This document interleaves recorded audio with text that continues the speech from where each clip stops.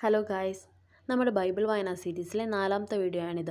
ഇതിൽ വിശുദ്ധ മത്തായിയുടെ സുവിശേഷം 3-ാം അധ്യായം 1 മുതലുള്ള വാക്യങ്ങളാണ് നമ്മൾ വായിച്ചു കേൾക്കാൻ പോകുന്നത്.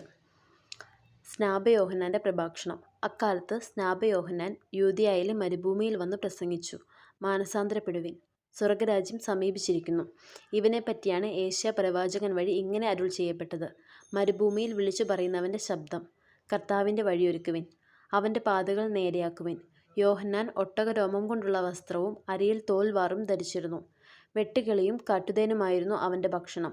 ജെറുസലേമിലും യൂദയ മുഴുവനിലും ജോർദാൻ്റെ പരിസര പ്രദേശങ്ങളിൽ നിന്നുമുള്ള ജനം അവൻ്റെ അടുത്തെത്തി. അവർ പാപങ്ങൾ ഏറ്റുപറഞ്ഞ് ജോർദാൻ നദിയിൽ വെച്ച് അവനിൽ നിന്ന് സ്നാനം സ്വീകരിച്ചു. അനേകം ഫരിസേയരും സദുക്കായരും സ്നാനമേൽക്കാൻ വരുന്നത് കണ്ട് യോഹന്നാൻ അവരോട് പറഞ്ഞു: അണലി സന്തതികളെ, ആസന്നമായ ക്രോധത്തിൽ നിന്ന് ഓടിയകലാൻ നിങ്ങൾക്ക് മുന്നറിയിപ്പ് നൽകിയതാര്? മാനസാന്തരത്തിന് യോജിച്ച ഫലം പുറപ്പെടുവിക്കുവിൻ. ഞങ്ങൾക്ക് പിതാവായ അബ്രാഹം ഉണ്ട് എന്ന് പറഞ്ഞ് അഭിമാനിക്കേണ്ട. ഈ കല്ലുകളിൽ നിന്ന് അബ്രാഹത്തിന് സന്തതികളെ പുറപ്പെടുവിക്കുവാൻ ദൈവത്തിന് കഴിയുമെന്ന് ഞാൻ നിങ്ങളോട് പറയുന്നു. വൃക്ഷങ്ങളുടെ വേരിന് കോടാലി വെച്ചു കഴിഞ്ഞു. നല്ല ഫലം കായ്ക്കാത്ത വൃക്ഷങ്ങളെല്ലാം വെട്ടി തീയിലെറിയും.